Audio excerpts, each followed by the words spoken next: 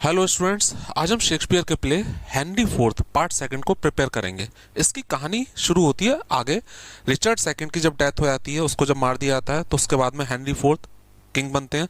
तो part first मैं Henry fourth का पढ़ा चुका हूँ, उसके बाद इसकी कहानी शुरू होती है। तो बेहतर हो आपने जो पुराने प्ले हैं रिचर्ड सेकंड और हेनरी फोर्थ पार्ट फर्स्ट, वो आपने तैयार कर ली हो। मैं उन पर वीडियो बना चुका हूँ।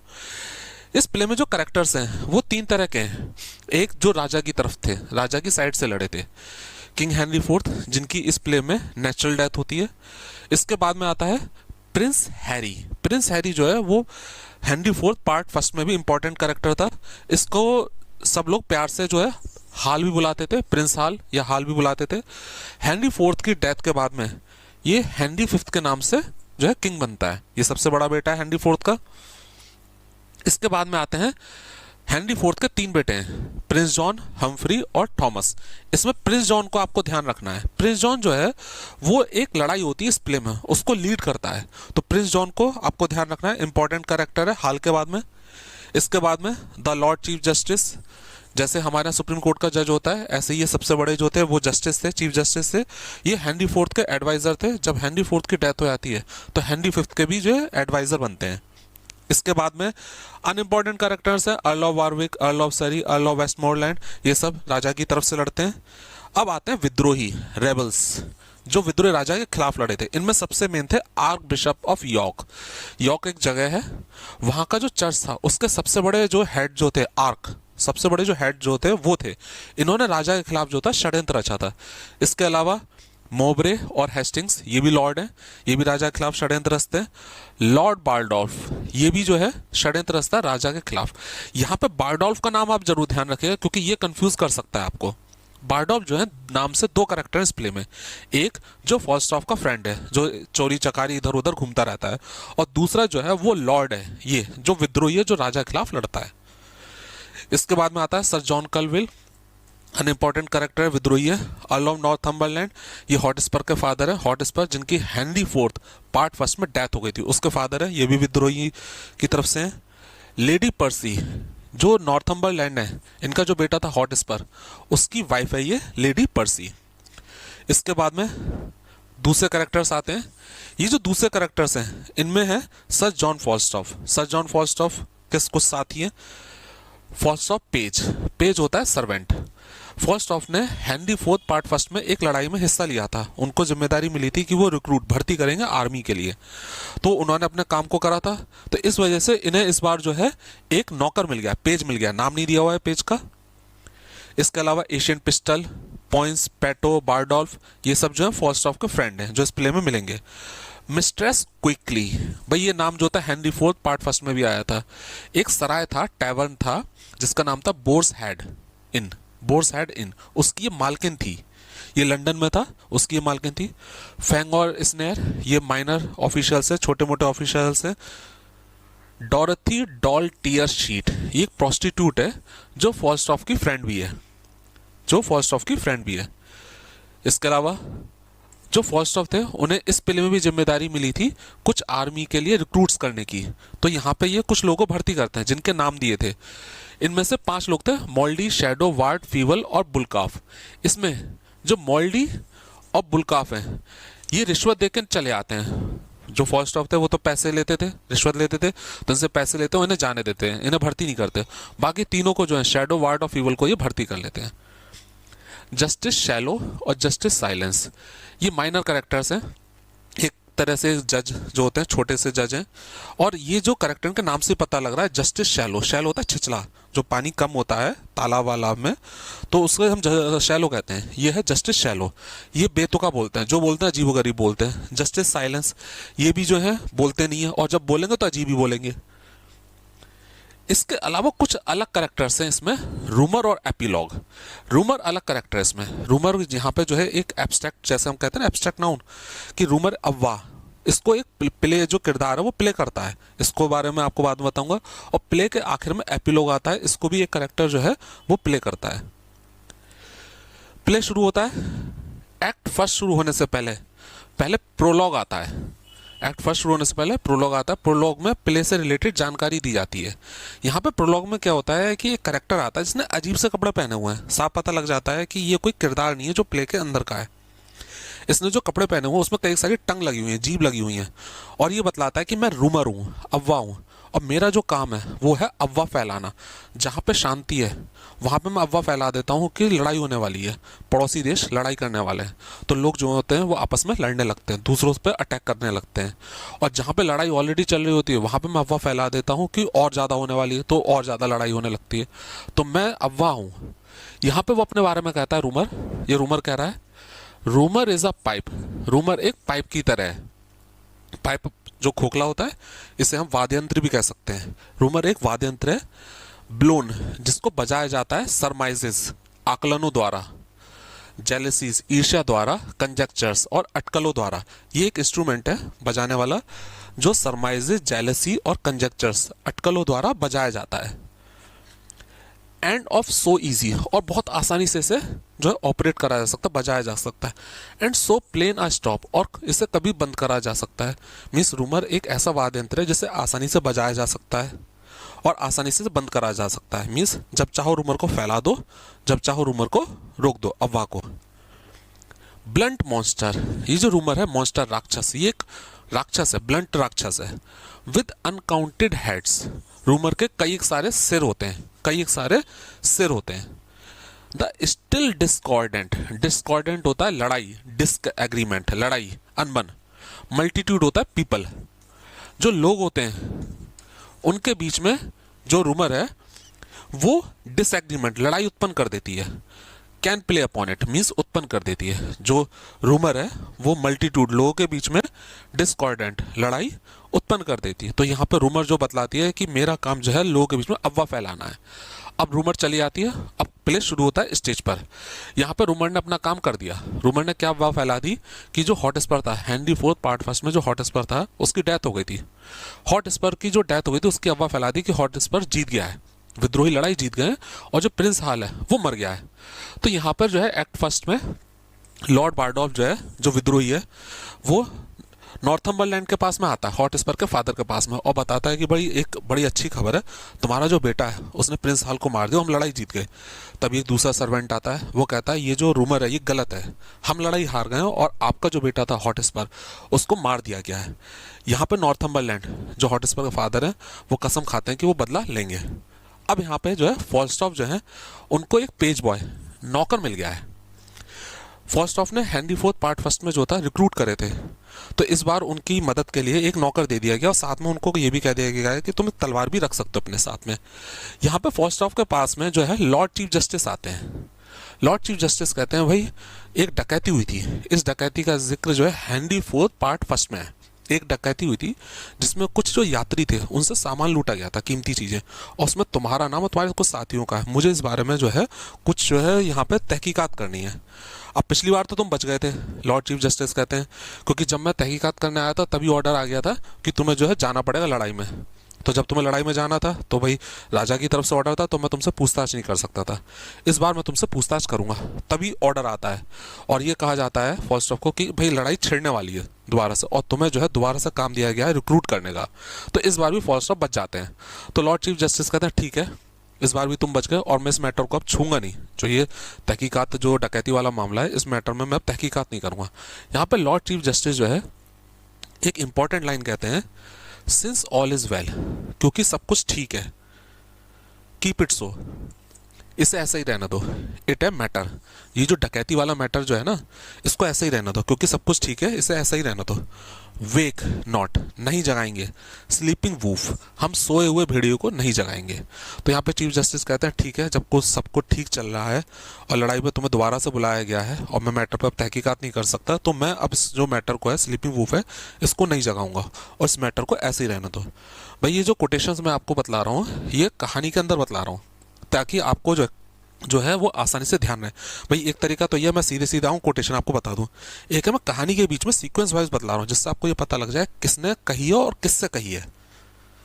अब यहाँ पे जो है जितने रेबल्स हैं वो सब मीटिंग कर रहे हैं, आर्क बिशप का जो महल है वहाँ पे मीटिंग चल रही है, विद्रोही हैं सारे के सारे, थॉमस मॉबरे, लॉर्ड हेस्टिंग्स और लॉर्ड बार्डलॉफ ये मीटिंग कर रहे हैं, ये बात कर रहे हैं भाई हमें राजा के खिलाफ जो है अब लड़ाई लड़नी है, लेकिन इन्हें कुछ डर है। जो हॉटस्पर का फादर है, हॉटस्पर की डेथ हो गई थी, जो उसका फादर नॉर्थम्बरलैंड, कहीं ऐसा ना हो वो इस बार लड़ाई में हमारा साथ ना दे, क्योंकि उसके बेटे की तो डेथ हो गई है। तो यहाँ पे कहते हैं कि अगर वो नहीं आता तो हमें क्या करना चाहिए।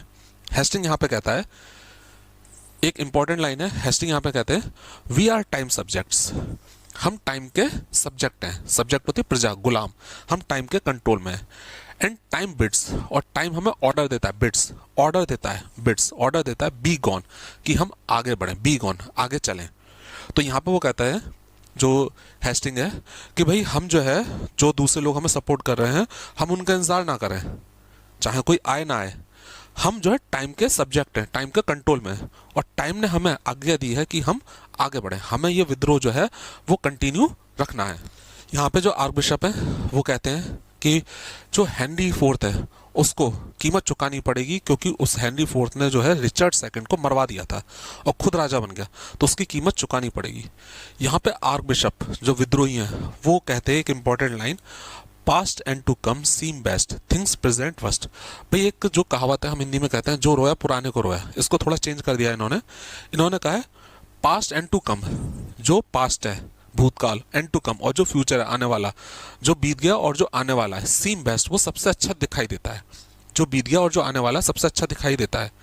मीन्स जो बीत गया, जब रिचर्ड सेकंड राजा थे तो सबसे अच्छा समय था, और जो आने वाला समय वो सबसे अच्छा हमें दिखाई देता है।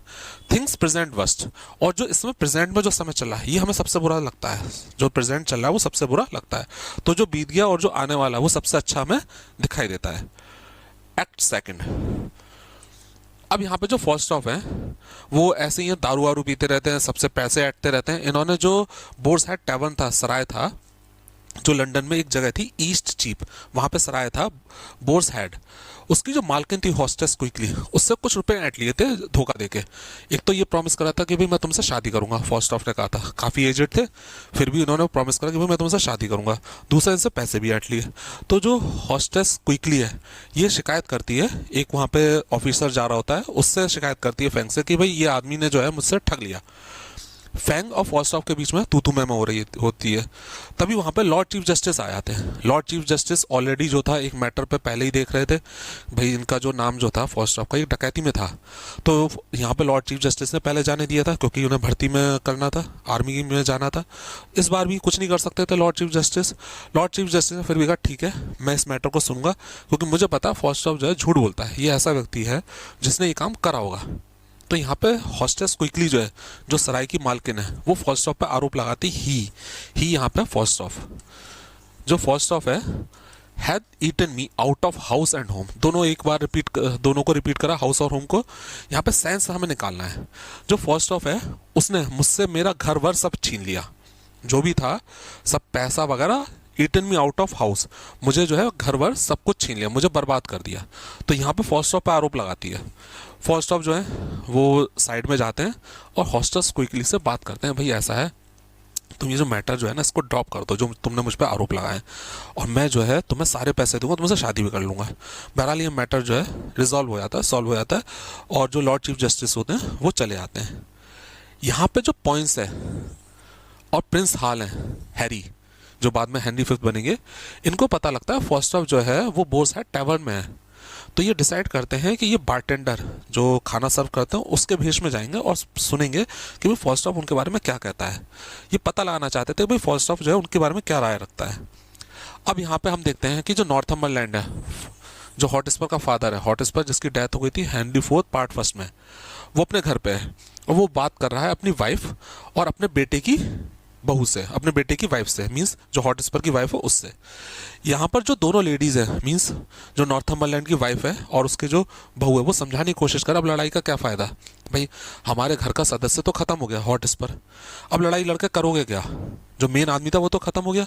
यहाँ पे लेडी पर्सी अपने हस्बैंड की तारीफ करते हुए कहती है हॉटस्पर की, जिसकी डेथ हो गई थी, ही हॉटस्पर है, ही की तारीफ कर, हॉटस्पर की तारीफ करते हुए कहती है Hotspur was Indeed the glass, Hotspur जो था वो एक मिरर की तरह था, ग्लास की तरह था।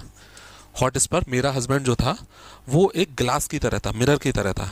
वेयर इन जिसमें द नोबल यूथ, जो नोबल यूथ होते थे, नौजवान लोग, ड्रेस देमसेल्व्स, वो देखकर तैयार होते थे। ड्रेस देमसेल्व्स मीन्स जो मेरा हस्बैंड जो था वो एक मिरर की तरह था, इतना अच्छा व्यक्ति था, बहादुर था, इतना अच्छा दिखता था कि जो यूथ थे, नौजवान लोग थे, वो मेरे हस्बैंड को देखकर खुद ड्रेस करते थे, अपने आप को तैयार करते थे। तो यहाँ पे दोनों समझाने की कोशिश करती हैं कि भाई नॉर्थम्बरलैंड से कि भाई अब मत जाओ लड़ाई में, कोई फ़ायदा नहीं है। नॉर्थम्बरलैंड तैयार हो जाते हैं, ठीक है भाई मेरा बेटा तो ख़त्म हो गया, मैं लड़ाई लड़के करूँगा क्या। तो कहते हैं कि मैं इस विद्रोह में जो है साथ नहीं दूंगा। यहाँ पे हम देखते हैं कि जो प्रिंस हाल है और पॉइंट्स हैं वो बोर्स हेड टैवर्न में पहुंच जाते हैं भेष बदल के। फॉल्स्टॉफ को सुनते हैं, फॉल्स्टॉफ से पूछते हैं भाई तुमसे प्रिंस हाल मिलता है, उसके बारे में कुछ बताओ। और फॉल्स्टॉफ जो पहचान नहीं पाता कि ये जो प्रिंस हाल है। तो यहाँ पे जो है प्रिंस हाल के बारे में कुछ अजीब अजीब गलत बातें कहता है कि वो तो ऐसा ही है, मैंने उसे सिखाया सब कुछ। यहाँ पे प्रिंस हाल से रहा नहीं जाता, वो अपना भेष जो होता है अपने असली रूप में आ जाते हैं। तो यहाँ पे जो फॉल्स्टॉफ जो होते हैं वो अपनी बात बदलते, वो कहते हैं अरे भाई मैं तो ऐसे ही चेक कर रहा था, मुझे लग रहा था तुम ही हो और मैं तो बस आजमा रहा था। बहरहाल ये पता लग जाता है प्रिंस हाल को कि फॉल्स्टॉफ जो है वो रिलायबल पर्सन नहीं है, धोखा देने वाला व्यक्ति है। एक्ट थर्ड, इस सीन में हम देखते हैं कि जो किंग हेनरी फोर्थ हैं वो अपने पैलेस में है, महल में, वेस्टमिनिस्टर महल में है। आधी रात हो चुकी है और हेनरी फोर्थ जो है वो सो नहीं पा रहे। उन्हें लग रहा है कि भाई जो मैं हूँ, मैं ऐसा व्यक्ति हूँ, राजा हूँ, लेकिन मैं सो नहीं पा रहा। जबकि एक गरीब से गरीब व्यक्ति फटे पुराने बिस्तर पे भी सो जाता है क्योंकि उसके पास जिम्मेदारियां नहीं होती। और जो जिम्मेदार लोग होते हैं जिनके ऊपर बहुत जिम्मेदारियां होती हैं वो जनरली जो है चैन से नहीं रह पाते, वो सो भी नहीं पाते रात में। यहाँ पर वो एक इंपॉर्टेंट लाइन कहते हैं, uneasy lies the head. Uneasy means बेचैन, lies the head, head means लोग, पीपल, लोग बेचैन रहते हैं। अनईजी लाइज द हेड, लोग बेचैन रहते हैं मीन्स लोग सो नहीं पाते, हमें सेंस निकालना है। दैट वेयर्स अ क्राउन, जिनके सर पे क्राउन रहता है मीन्स जिनके सर पे जिम्मेदारी रहती है। लोग बेचैन रहते हैं, लोग सो नहीं पाते। दैट वेयर्स अ क्राउन, जिनके सिर पे जिम्मेदारी रहती है। यहाँ पे हम देखते हैं जस्टिस शैलो, सीन चेंज हो गया, और जस्टिस साइलेंस, ये दोनों एक छोटे से जो है जज हैं, दोनों ही कजन है। शैलो और जस्टिस साइलेंस ये बोलते नहीं है, बोलते हैं तो बहुत ज़्यादा, जस्टिस साइलेंस तो खासकर जब बोलेंगे तो अजीब ही बोलेंगे, और जस्टिस शैलो भी ऐसे हैं। जस्टिस शैलो और जस्टिस साइलेंस जो है वो फॉल्स्टॉफ से मिलने आए हैं। उन्हें जो है देखना है कि फॉल्स्टॉफ ने कुछ भर्ती करे हैं जो आर्मी के लिए, तो चेक करना है किन लोगों को कराए। तो फॉल्स्टॉफ और बारडोल्फ आते हैं। यहाँ पे जो रिक्रूट्स हैं उनको जो भर्ती करा है उनके नाम है मोल्डी, शैडो, वार्ट, फीवल और बुलकाफ, इनको भर्ती करा है। इसमें से जब जस्टिस शैलो और जस्टिस साइलेंस जब पूछते हैं भाई ये लोग तो बड़े पतले दुबले से लोग हैं, कैसे लड़ेंगे, तो यहाँ पे जो एक भर्ती में जो आदमी होता है, फीवल, नाम से ही पता लगा, फीवल मीन्स पतला दुबला, फीवल माने तो पतला दुबला होता है, वो कहता है। अब यहाँ पे जो कह रहा है वो अजीब ही कह रहा है, कोई सेंस नहीं है, अजीब ही कह रहा है। अब देखना इसका क्या मतलब है। A man can die but once, एक आदमी एक बार ही मरता है, एक आदमी एक बार ही मरता है। वी ओ, हम रेडी हैं भगवान के डेथ के लिए, हम भगवान के रेडी हैं मृत्यु के लिए। मीन्स वो अजीब सी चीज़ कहता है कि हम, आदमी एक बार मरता है और हम जो है कर्जदार हैं भगवान के कि वो उसने हमें मृत्यु दी है। तो यहाँ पे जो है फीवल जो है जब ये कहता है तो उसके बाद में बुलकाफ और मोल्ड, ये थोड़े पैसे वाले होते हैं, ये पैसे देकर जो है फॉल्स्टॉफ को पैसे देकर निकल जाते हैं। जस्टिस साइलेंस और जो जस्टिस शैलो हैं वो पूछते हैं भाई तुमने इन्हें क्यों जाने दिया। तो फॉल्स्टॉफ कहता है कि भाई इनको कुछ काम था और ये लड़ने लायक नहीं थे, भले ही तुम हट्टे कट्टे दिखाई दे रहे थे लेकिन ये फिर भी लड़ने लायक नहीं थे। और जो बाकी के मेरे पास लोग हैं ये लड़ सकते हैं, ये तुम्हें पतले दुबले दिखाई दे रहे हैं, लेकिन क्या है कि ये जो है लड़ाई जो होती है वो मन से लड़ी जाती है, शरीर से नहीं लड़ी जाती, मन से लड़ी जाती है, तो ये लड़ सकते हैं। बहरहाल इन्हें समझ में नहीं आता, दोनों जो आए थे जो कोर्ट के, जो है जस्टिस शैलो और जस्टिस साइलेंस, और चले जाते हैं।